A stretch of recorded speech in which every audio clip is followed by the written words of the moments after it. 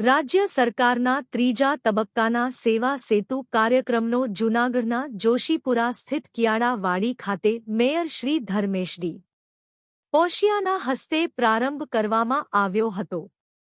જિલ્લા વહીવટી તંત્ર અને મહાનગરપાલિકાના સંયુક્ત ઉપક્રમે યોજાયેલા આ કાર્યક્રમમાં કમિશનર શ્રી તેજસ પરમાર સહિતના પદાધિકારીઓ અને બહોળી સંખ્યામાં શહેરીજનો ઉપસ્થિત રહ્યા હતા.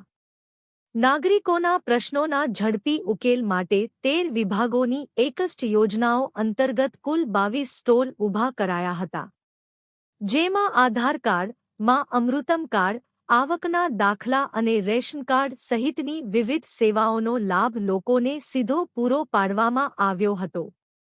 આ કાર્યક્રમની સૌથી મોટી ફલશ્રુતિ એ રહી કે વિવિધ વોર્ડના શહેરીજનો દ્વારા કરવામાં આવેલી કુલ 1198 અરજીઓનો સ્થળ પર જ હકારાત્મક નિકાલ કરી વહીવટીતંત્રે પારદર્શક અને સંવેદનશીલ અભિગમનું ઉત્તમ ઉદાહરણ પૂરું પાડ્યું છે.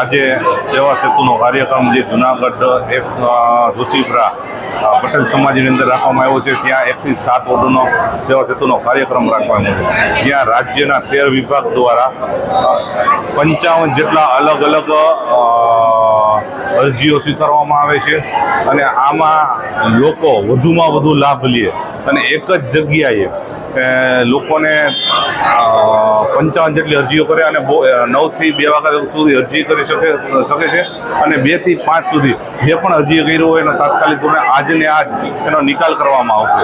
તો મારી નમ્ર અપીલ છે લોકોને કે વધુમાં વધુ આ લોકો વધુ લોકો આમાં જોડાય અને આ સેવા સેતુના કાર્યક્રમનો લાભ લે.